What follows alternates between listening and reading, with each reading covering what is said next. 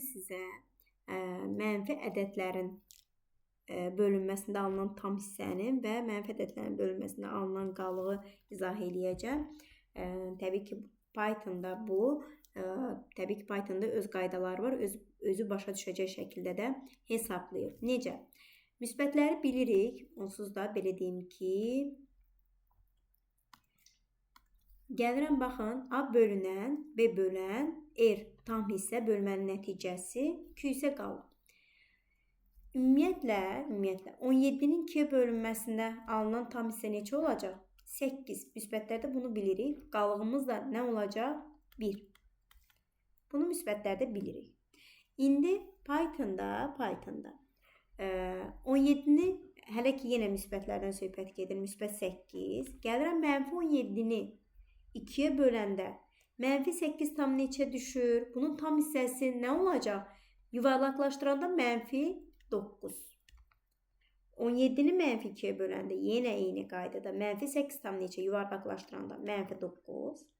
17-ni 2-yə böləndə mənfi 17-ni mənfi 2-yə böləndə mənfini mənfiyə böləndə bilirik ki, müsbətdir. Deməli, tam hissə neçə olacaq? 8. Gəldik qalıqların hesablanmasına baxaq.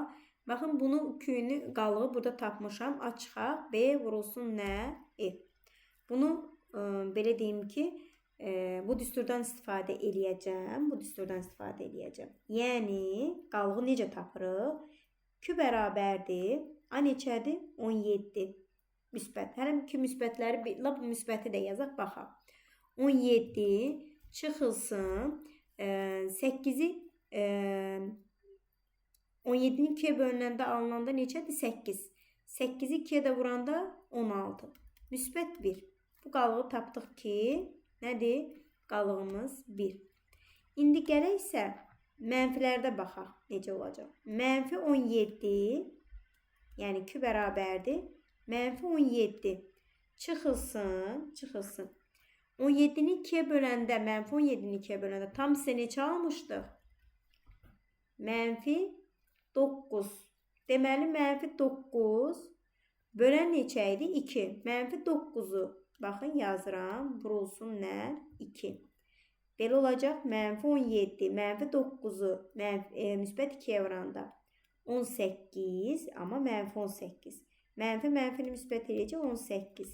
Düşəcək 1. Deməli, qalığım 1 olacaqdır. Sonra, gəlirəm ikincinin hesablanmasında. Mənfi 17-ni, bunu hesabladıq. Müsbət 17-nin mənfi 2-yə bölünməsində. Yəni, yenə 17 çıxılsın. Tam hissə neçədir? Tam hissəyə baxırıq. Mənfi 9. Mənfi 9-u, baxın, mənfi 9 vurulsun nə? Mənfi 2. Mənfi 9-u mənfi 2-yə vuranda nə eləyəcək? Müsbət 18. 17 çıxılsın. 18 mənfi 1. Qalığım neçə olacaq? Mənfi 1. Sonra, bunu hesabladıqdan sonra gəlirəm. Mənfi 17-nin mənfi 2-yə bölünməsində, baxın, mənfi 17 çıxılsın. Tam hissə neçə almışdım? Müsbət 2. Müsbət 8. 8-i mənfi, baxın, bu şəkildə 8 vurulsun. Mənfi 2. Buna ehtiyac yox idi, bunu yazmağa. Aha. Necə olacaq? 8-i 2-yə vuranda nə olacaq? Mənfi 16. Mənfini eləyəcək? Müsbət. Çıxaq, müsbət eləyəcək 16. Düzdürmü? Düzdür. 17-dən də 16 çıxanda, mənfi 17-dən də müsbət 16-nı çıxanda mənfi 1. Deməli, qalan neçə olacaq? Mənfi 1. Baxın, qısa olaraq qayda deyirəm. Tam hissənin tapılmasında neçə düşürsə, normal şəkildə bölün. Neçə düşürsə, onu yuvarlaqlaşdırın. Mənfi tərəfdə bilirik ki, sol tərəfə yuvarlaqlaşdırılır. Qalıqda isə bildiyimiz, baxın, bu düsturdan istifadə edərək tam hissəni, mənfilərdən söhbət gedir.